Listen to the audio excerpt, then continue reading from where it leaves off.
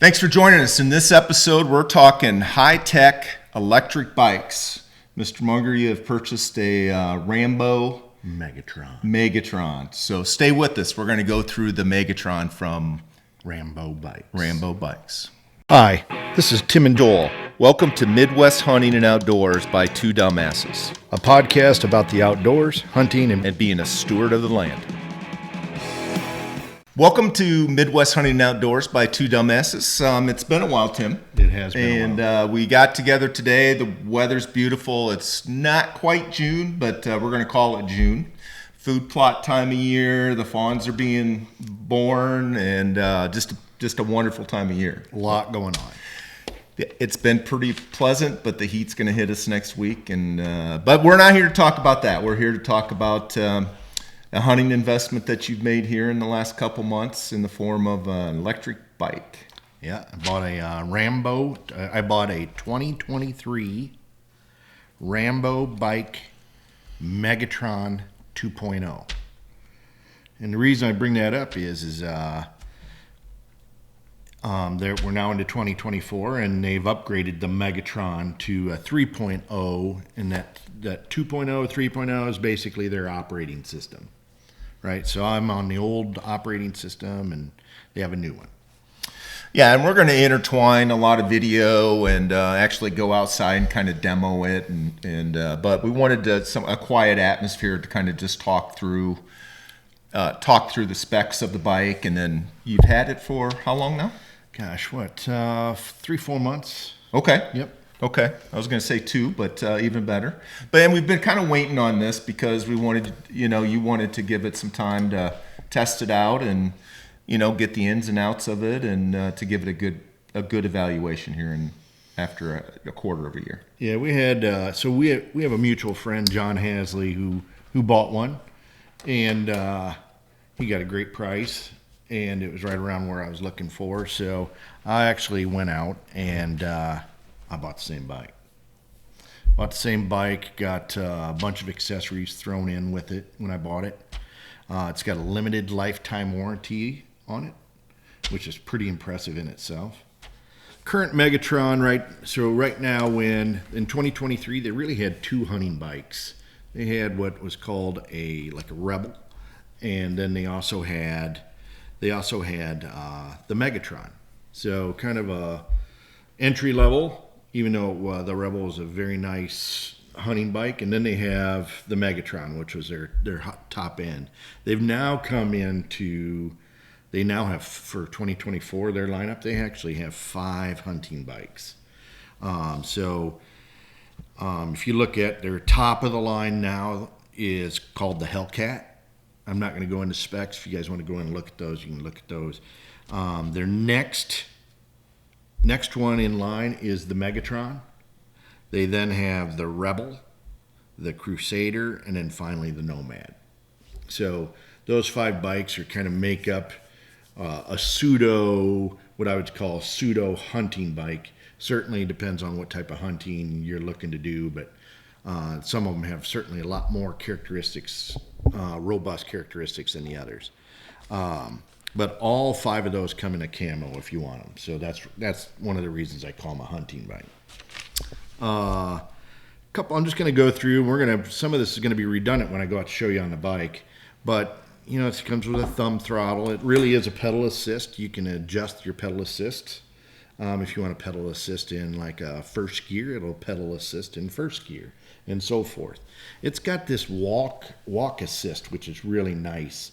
So as long as you keep the minus button, and I'll show that a little later, you can keep that pushed. You can actually walk your bike, and it'll assist you, so you're not pushing that bike, which is kind of nice. Much slower speed.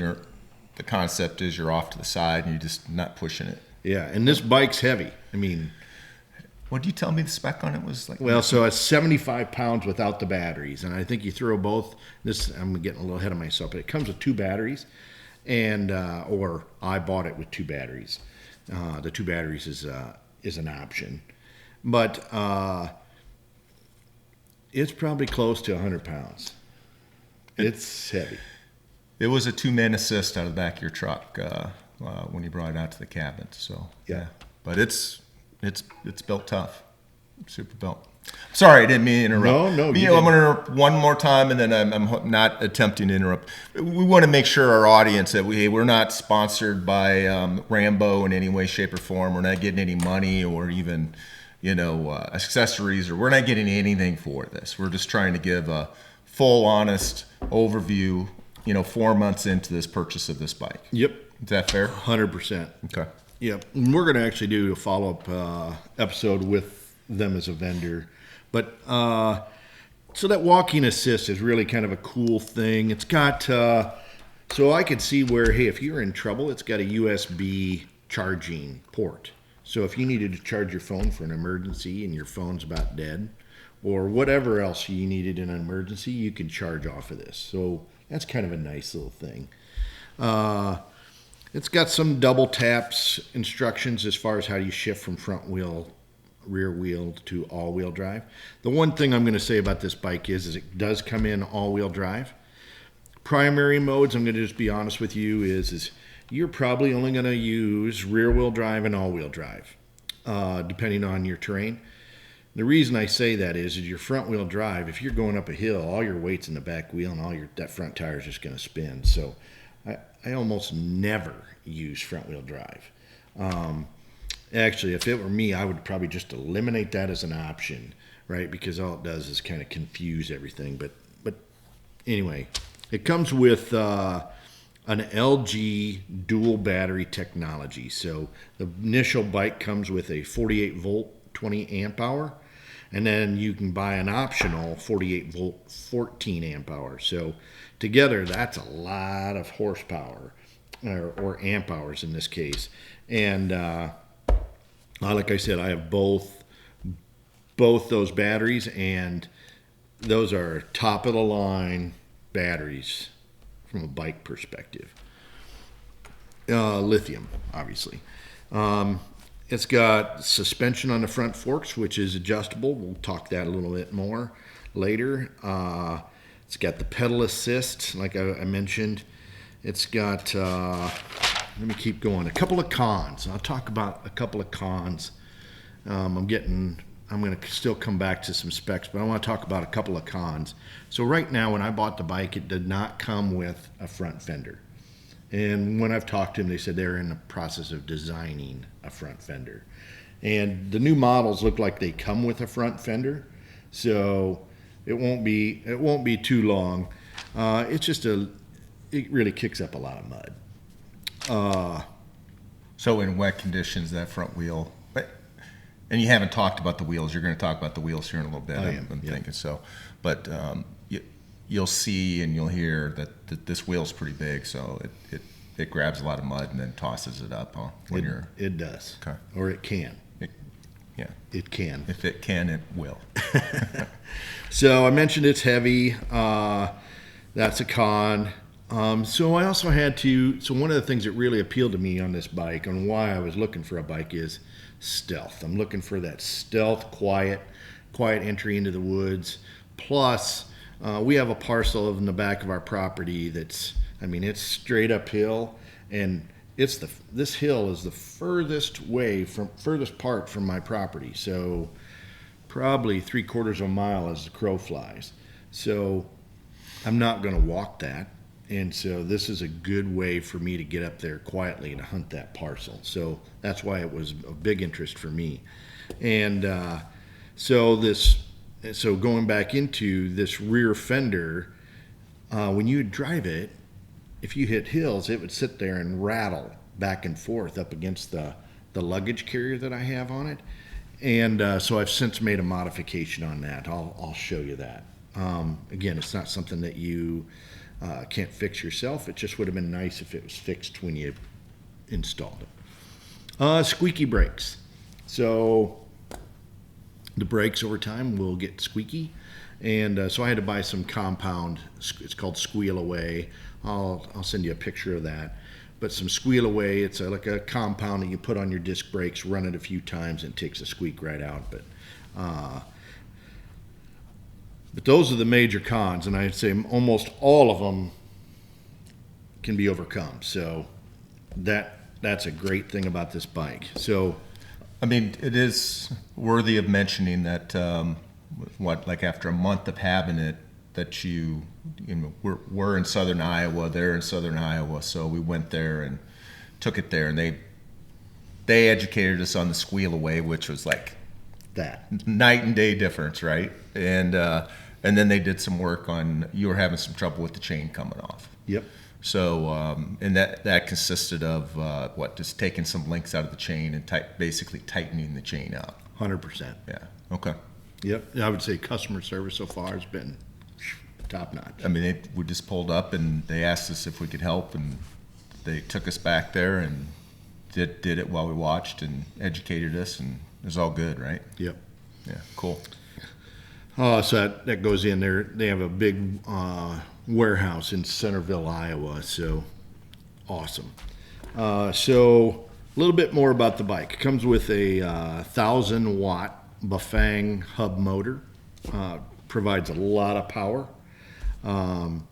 It's got front and back disc brakes. I'm not going to go into the specific specs, but needless to say, those disc brakes have plenty of space for you to stop that bike. The tires, as we talked about, they're 26-inch diameter tires, but they're almost 5 inches. They're 4.8 inches, so they're a big tire. I have never seen it that size of tire. I mean, I've seen fat bike tires and I've seen fat bikes, but I've never seen fat bike tires like this thing has on it. Yeah, it's impressive. Yeah. And it's pretty aggressive, so it's going to grab the dirt. I'm going to talk some more about that here in a little bit. So when you go out to the website, they say there's a range of 65 miles on a single battery and up to 110 miles with both batteries. And I'm not going to say that's accurate or inaccurate, but I'm going to say there's a whole host of things that go into range.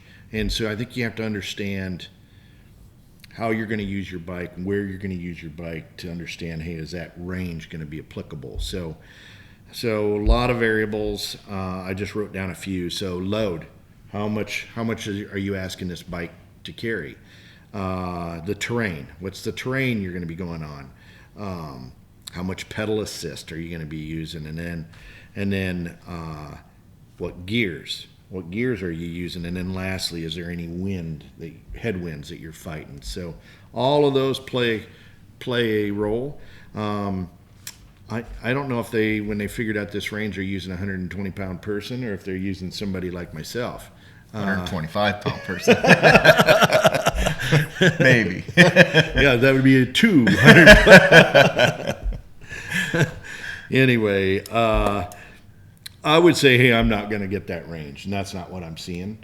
But it's ample range for what I'm using it for our property. I mean, unscientifically, Tim, you know, and you probably keep it in four-wheel drive most of the time, right? Is that a fair statement? Yeah. I mean, because when you first got it, you said, hey, I'm gonna drive this and not charge it. I'm gonna see how many miles I can go. If you had to guess, you know, what would be your? I would say all-wheel drive. Up and down hills, back and forth, off and on. I'm going to say 20 to 30 miles.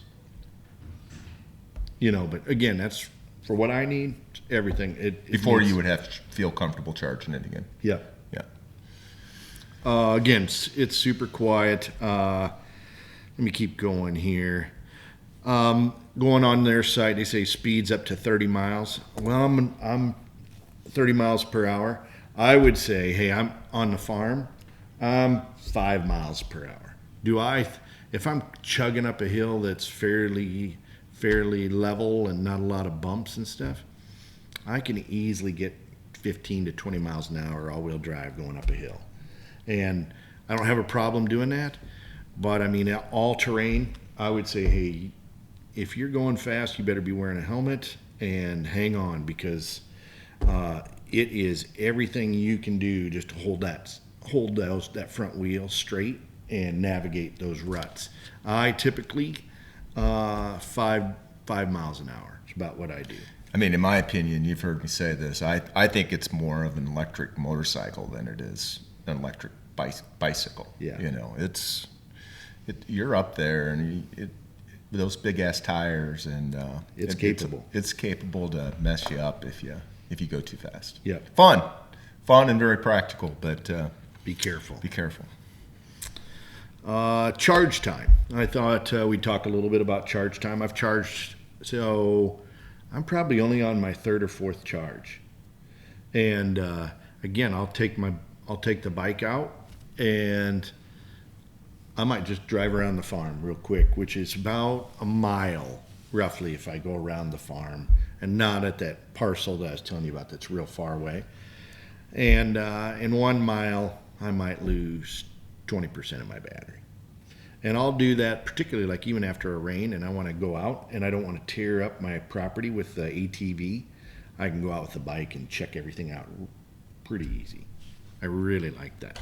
But then let's talk about, they have a limited lifetime warranty backed by United States Service, and it's solid. It's pretty solid. Does that include the batteries, or is there a separate warranty on the batteries? Separate warranty on the batteries. And they give you some tips on the batteries on how to extend the life, but hey, those batteries are expensive, so they want you to store them. They want you to store them, and about every 3 to 4, store them at like 80%. And then if you are going to have it sitting for a while, they want you to discharge it, which is discharges by using it every 3 to 4 months, so that you're continuing to use that full range of that battery. And then you said it's lithium, so there's probably a temperature range that they're concerned with, over too cold or too hot. Yeah, I think it's 113 degrees. They want you to store it in a place to where it's relatively cool. And fortunately for me, I bought an air conditioner for my cat, which will now also, my bike will benefit. Four-legged cat. Yes, yes. Yeah, the bike has no problem in your garage of getting too hot. Now, and I think they want to probably avoid getting below freezing for any period of time too. Traditional lithium issues, right? Yep. So lithium battery issues. Okay, continue, buddy. So with that, that's about all I have. I've been very happy with it. As with anything, you start to look at these new models and you see what they begin to offer. I don't know why this bike provides just about everything you could possibly want. Would it be nice to have a couple of those little extra perks or upgrade an operating system? Maybe, but I'm pretty satisfied. I'd recommend it. 4 months in. 4 months in. Yeah, maybe to do justice to this, we'll come back a year from now, or a year in after a hunting season, using it, and come back and revisit it. Yep. But what do you say we go out and go look at this thing and talk through, get some video of some of the things that you talked about, and put a picture to some words. All right, let's do that. Okay. So, all right, a couple things I wanted to point out that we were talking about. So one of the cons I said is this fender would bounce up and down as you're riding all terrain. And so what I did is I put a screw in here with a lock nut underneath to hold it firm, so that now it is absolutely silent. Because if you're looking for a bike that's going to be stealthy going out hunting, you certainly don't want to be creating any extra noise. And I can tell you, I've driven in on turkeys, deer, no idea I was even there. So it's certainly advantageous. All right, so a couple other things. Here's the display. We've got what you call your plus, minus, and your power controls.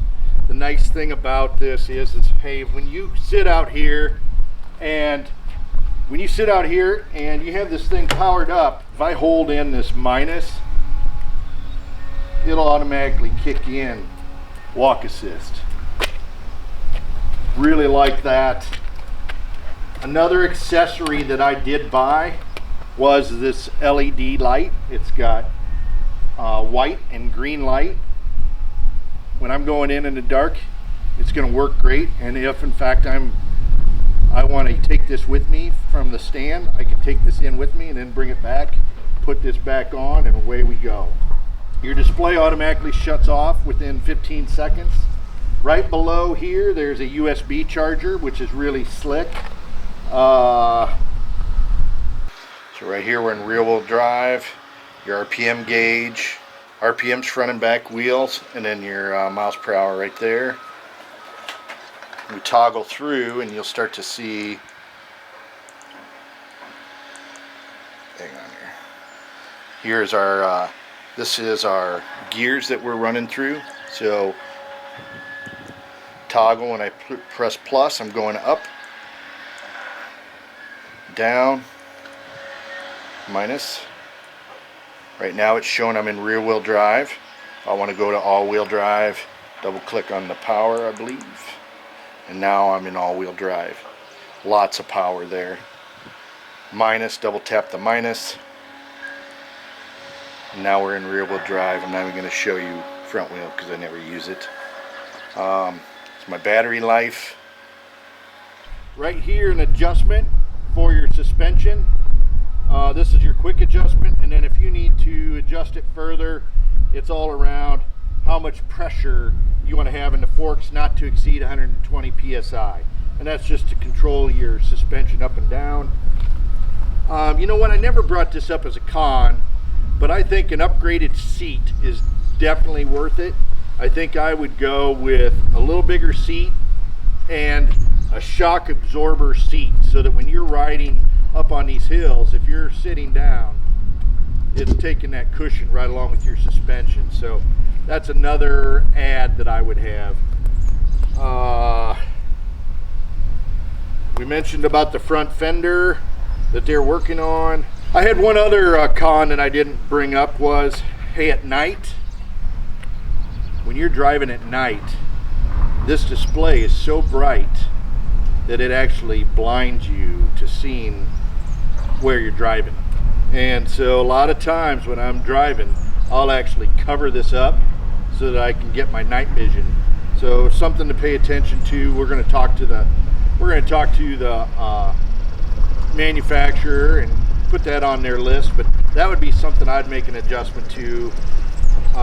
Lastly, so I have two batteries. I have one battery here, one battery here. They're connected by a tether. And what you see here is I have an on-off switch. You can turn that on or off, it doesn't matter. This thing's already going to power down itself. And this is your charge port, and it's basically like a USB charge port that you'll put in, and you'll use this to charge that up. And then also right here is a key to where both sides have a key to where you could take these batteries out if you want to. They're pretty well locked. I don't mess with them. Tim, that's an awesome bike. I've seen it, but I hope the video does and the pictures do justice, so people, it's a badass bike. I think it's too dumbass approved. Too dumbass. Well, for sure one, and I'm hoping someday to have one to validate it. But yeah, it's super nice and tough and rugged. I would, if you get a chance, look up Rambo bikes. We'll include that in our description. And yeah, well, is there anything else that we left out, or any closing comments before you? So I do not have a helmet. I recommend having a helmet. The other thing I think that's missing that I'm trying to figure out a solution is hey, how do I fasten my bow to my carrying case? Because that's primarily when I'm going to use it. How do I fasten my bow there, make it safe so that my bow doesn't fall off to get to the destination? So as I start to figure that out, if I come up with a solution, I'll make sure we loop it back into an episode. Yeah, I was going to say that's probably worthy of an episode by itself when you get to that point. Yep. Cool. Well, until then, man. All right. Be safe, have fun, and get outdoors. Desperado, sitting in a old Monte Carlo, a man whose heart is hollow.